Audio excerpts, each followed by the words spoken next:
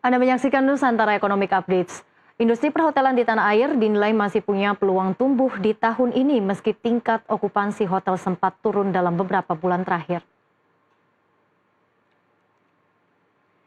Data Badan Pusat Statistik mencatat tingkat okupansi hotel berbintang pada Juli 2025 berada di angka 52,79%, turun 3,57% dibandingkan tahun sebelumnya. Sepanjang semester pertama tahun ini rata-rata okupansi juga turun menjadi 45,73% atau melemah 3,51% secara tahunan. Wakil Ketua Umum Real Estate Indonesia Bambang Eka Jaya mengatakan penurunan ini salah satunya disebabkan oleh pembatasan kegiatan terkait proyek strategis nasional, termasuk seminar dan rapat yang biasanya menopang sektor MICE. Namun seiring pelonggaran aturan PSN sejak pertengahan tahun serta adanya stimulus ekonomi dari pemerintah, Bambang optimistis industri perhotelan bisa kembali pulih. Apalagi sektor properti tercatat tumbuh 8-9% sepanjang 2025, bahkan sempat mencatat 2 digit di kuartal pertama. Dengan strategi harga yang lebih bersahabat dan dukungan insentif, pelaku usaha hotel diharapkan bisa menarik lebih banyak tamu dan mengembalikan okupansi ke level sebelum pandemi.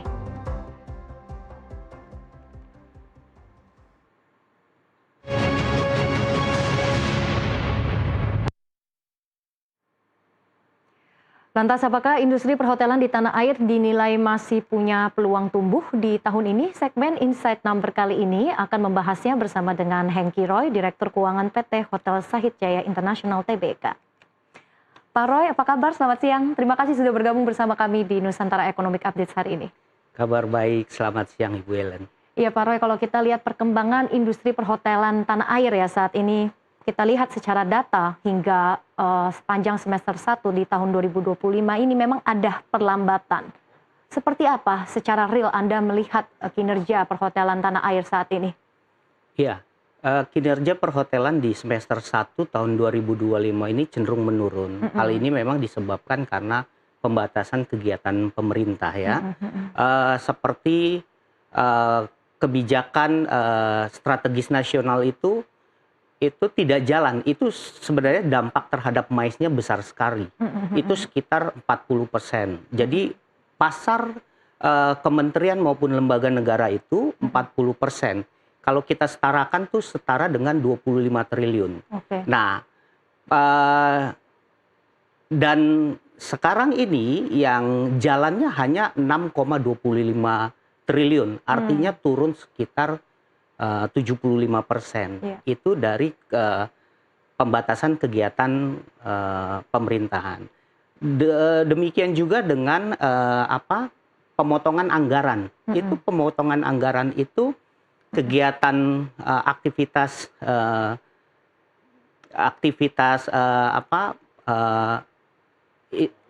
perjalanan dinas itu terpotong sampai 50% gitu. Jadi emang dampaknya sangat tinggi. Kalau kita nih Sahid Group itu MICE itu di kita 72%. Oke, sebegitu besar ya porsinya. Ya, baik. Besar. Jadi sehingga ketika MICE-nya itu turun itu sangat terganggu. Ya. Jadi apakah ini sebenarnya penurunannya, perlambatannya hanya terjadi di kota-kota besar kalau Anda lihat seperti di Jakarta, Surabaya, atau mungkin secara merata ini juga seperti ini kondisinya? Ya, karena di daerah-daerah juga anggaran ke daerah juga kan dibatasi juga kan, sehingga kegiatan ya terdampak besar memang di kota besar ya, kota besar, kementerian itu kan di kota besar. Tapi di daerah juga pemotongan anggaran itu terjadi juga, sehingga mereka mengalami perlambatan kegiatan. Oke, jadi hampir secara menyeluruh ya Pak Roy ya kalau bisa dibilang nih ya. Nah, dengan adanya kondisi seperti ini yang memang sudah berlangsung selama beberapa bulan terakhir, Anda melihat apakah dampaknya ini juga terasa di pendapatan rata-rata per kamar atau RevPAR? Ya, itu sangat terdampak, sangat terasa ya.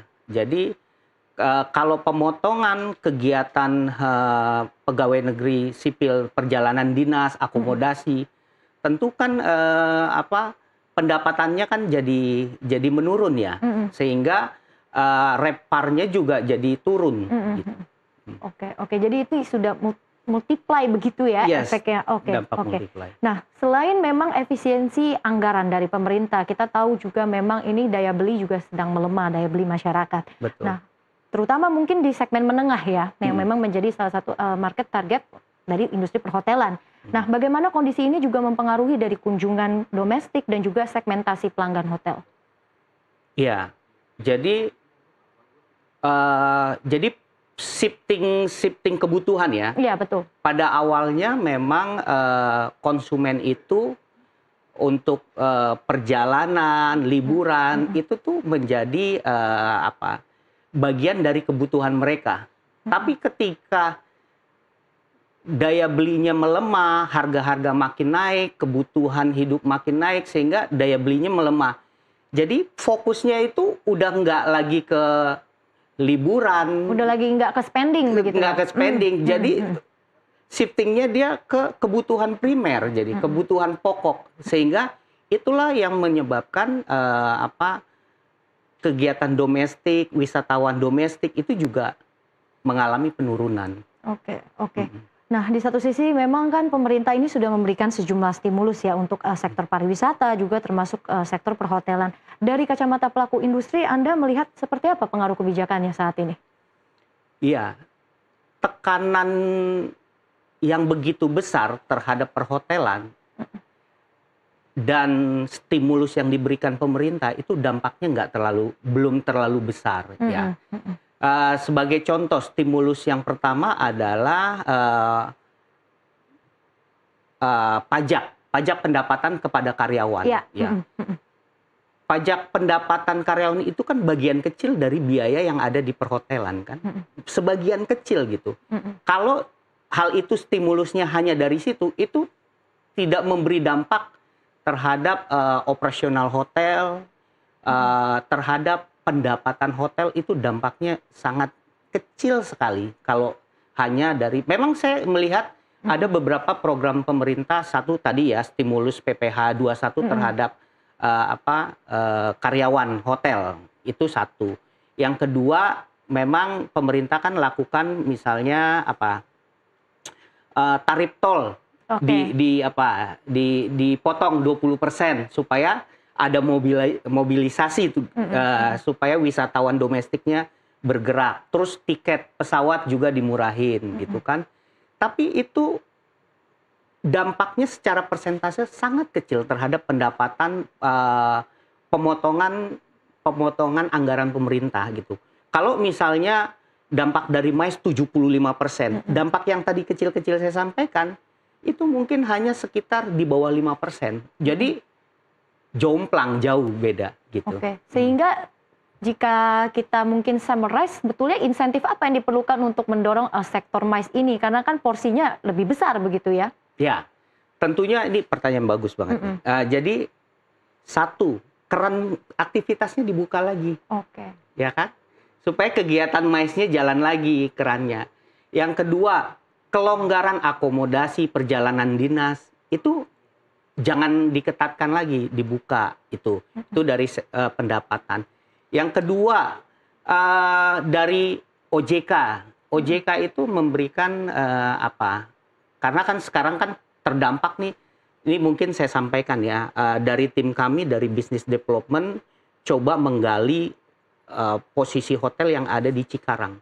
Itu ada 3 hotel yang kita ketahui berhenti, dan ada 5 hotel yang sudah listing siap untuk dijual. Jadi dampaknya sebegitu besar itu di Cikarang tuh, ya kan? Ya, belum di daerah-daerah lain, itu yang kita tangkap, yang kita perhatikan di sana. Jadi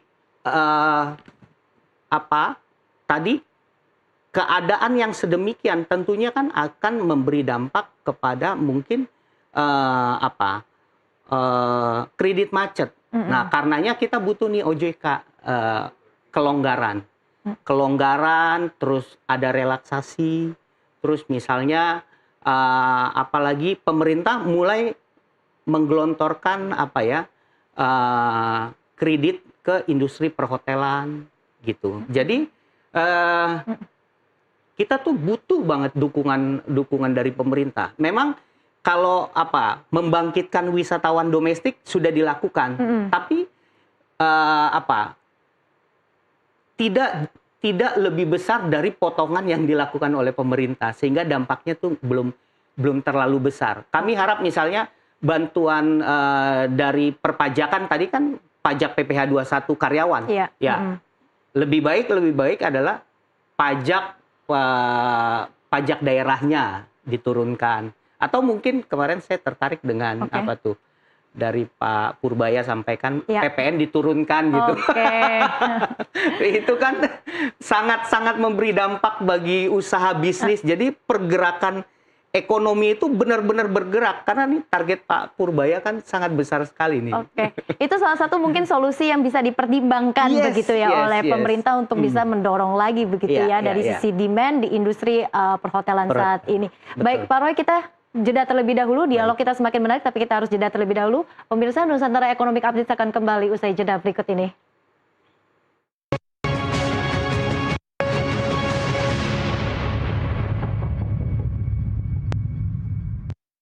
Ya, pemirsa, Anda kembali menyaksikan Nusantara Economic Updates dalam segmen khusus Insight Number. Pak Roy, kita lanjutkan kembali. Ini tadi menarik banget Pak Roy itu menyebutkan bahwa insentif PPN ini bisa menjadi booster juga ya untuk tentu. Sektor perhotelan. Ya.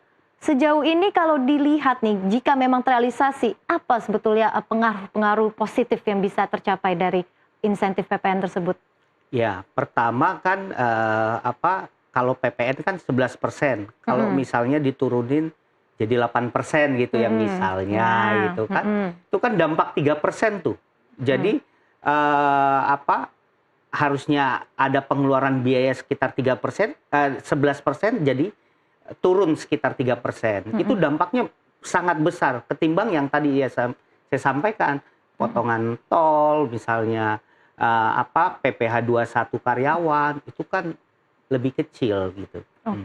Kita tahu jelang akhir tahun ini juga ada stimulus-stimulus menarik juga ya.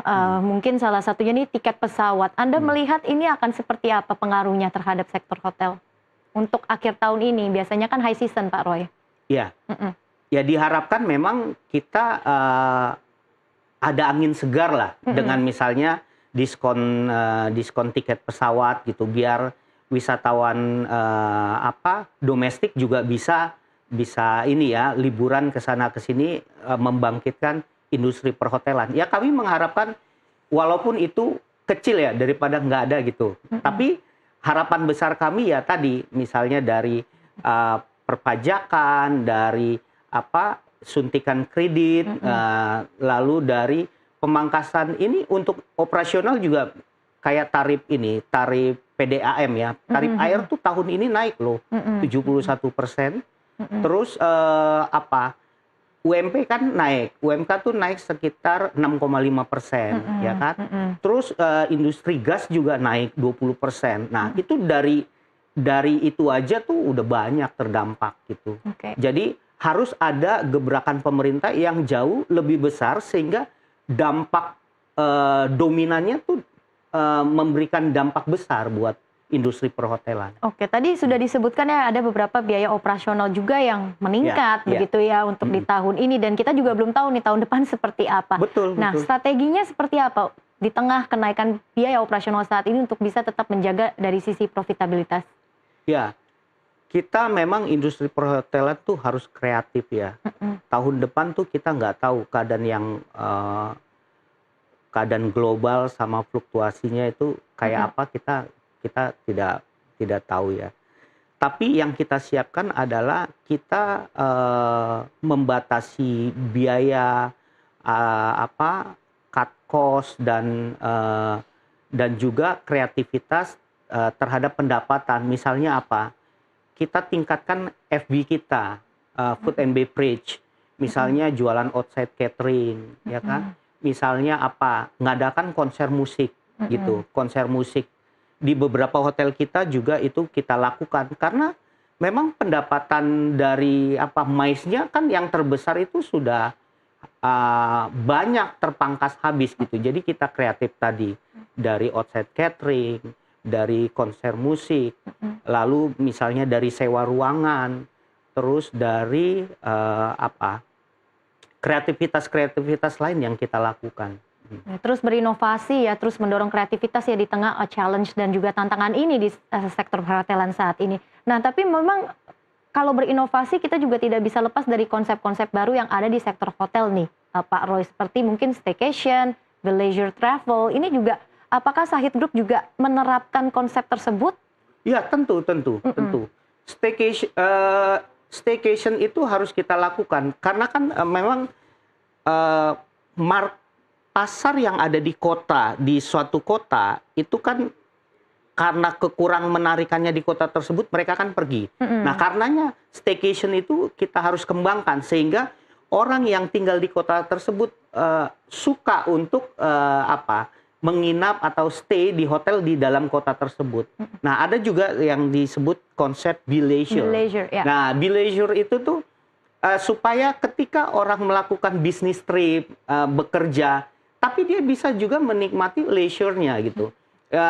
Caranya gimana? Hotel tuh menyediakan satu kamar itu kita sediakan ruang kerja yang nyaman, yang enak gitu. Jadi ketika dia sesudah melakukan bisnis tripnya, pekerjaannya di luar kota, di dalam kamarnya dia bisa bekerja sedemikian nyaman dan nikmatnya gitu. Konsep dan work from anywhere. Yes. Nah, sejauh mana konsep-konsep baru seperti ini tuh juga berdampak dari sisi pendapatan juga kinerja perusahaan? Ya, tentu kita upselling tentu ya harus ya. Cross selling juga. Misalnya di hotel kita di Jogja, Ibu dari mana? Dari Jakarta. Oke. Kita lakukan cross selling terhadap Jakarta gitu. Jadi hotel-hotel kita yang ada di Indonesia dimanapun itu kita harus lakukan cross selling. Bu, liburan ke Toraja loh enak gitu. Ke Manado bagus. Nah gitu. Jadi biar kita juga mereka tidak hanya misalnya ke Jogja saja, ke tempat lain gitu. Itu harus kita lakukan gitu. Yang seperti itu. Oke, lagi-lagi again ini ya bagaimana caranya tingkat okupansi bisa meningkat ya begitu ya Pak Roy ya. Nah, adakah mungkin kolaborasi dengan pemerintah daerah dan juga mungkin pelaku wisata lokal agar bisa memang mendorong lagi nih dari sisi peningkatan kunjungan? Ya, kita tuh ada kerjasama dengan travel agent yang di Bali. Sementara ini kan memang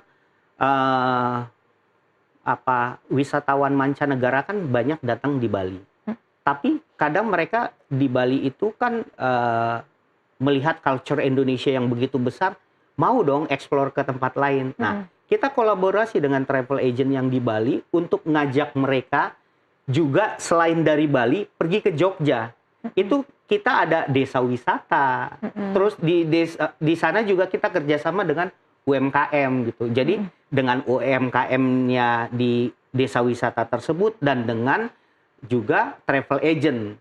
Bahkan pemerintah juga kita dorong untuk support memfasilitasi gitu. Baik infrastruktur apapun itu supaya mensupport bahwa wisatanya berkembang tidak hanya Bali saja. Nah, seperti itu. Mungkin bisa dijelaskan mungkin Pak Roy salah satu program kolaborasi antara Sahid Group dengan pemerintah daerah untuk di tahun ini apakah ada?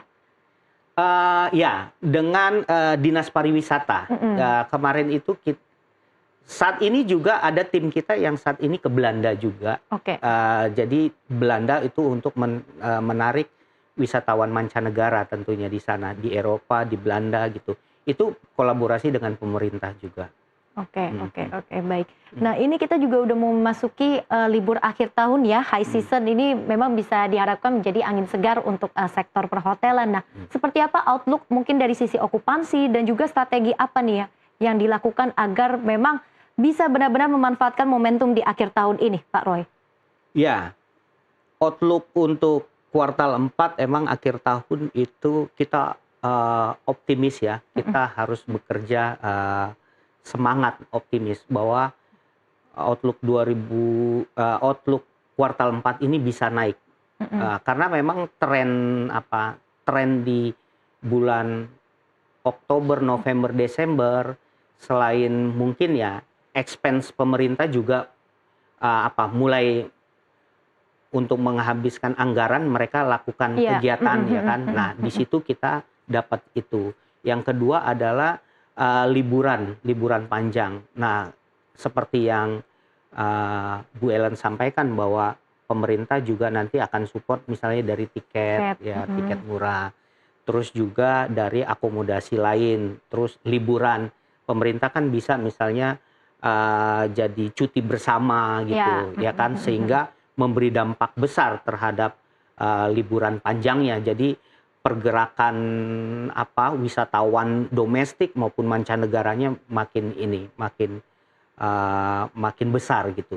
Nah, strategi-strategi seperti itu dan juga tentunya kita kolaborasi dengan travel agent dan kolaborasi dengan pemerintah, dan juga kita harapkan kontribusi pemerintahnya bisa jauh lebih besar lagi gitu. Oke, itu mungkin secara outlook dan juga strategi. Untuk targetnya di akhir tahun ini seperti apa mungkin dari Shahid Group? Ya, target kita kalau misalnya kita itu range kita itu di Januari sampai September, katakanlah misalnya 15 gitu. Ya harapan kita bisa naik menjadi 18 atau menjadi 20 gitu. Karena trennya harusnya menaik ya. Untuk menghabiskan anggaran, liburan, itu memberi dampak kenaikan gitu. Harapan kami bisa double gitu. Ya. Terus double upside ya begitu double ya? Upside. Double upside. Oke, menarik ini. Nah, mungkin tadi kita banyak bahas terkait dengan harapan untuk di akhir tahun ini. Nah, kalau di tahun depan Anda melihatnya seperti apa sih kinerja sektor perhotelan? Ya, untuk tahun depan sepertinya masih sulit karena kami di manajemen ketika kita meeting internal itu kan ada insight-insight kegiatan-kegiatan pemerintah dan lain-lain. Itu kemungkinan bisa terjadi pemotongan anggaran lagi, bahkan mungkin lebih besar. Nah, insight itulah yang membuat kita juga harus harus membenahi diri, membatasi biaya, terus berinovasi, serta memang harus kreatif gitu. Oke, baik, tentu kita harapkan ya memang ada angin segar lagi ya yang bisa mendorong pertumbuhan baru untuk industri perhotelan di tanah air, khususnya mungkin tidak hanya melihat untuk akhir tahun ini karena high season, karena memang ada momentum, tapi juga untuk di tahun depan ini dipikirkan juga begitu ya. Tentu. Terima kasih Pak Hengki Roy sudah bergabung bersama kami di Nusantara Economic Update hari ini. Sehat dan sukses selalu untuk Anda. Amin, terima kasih. Terima kasih. Ya pemirsa, dialog tadi juga sekaligus menjadi penutup perjumpaan kita hari ini. Ekonomi bukan sekedar angka, tapi nafas kehidupan kita semua. Dari pasar tradisional hingga industri digital, dari rakyat kecil hingga kebijakan besar, semua saling terhubung. Saya Nun Gracia pamit undur diri, sampai jumpa.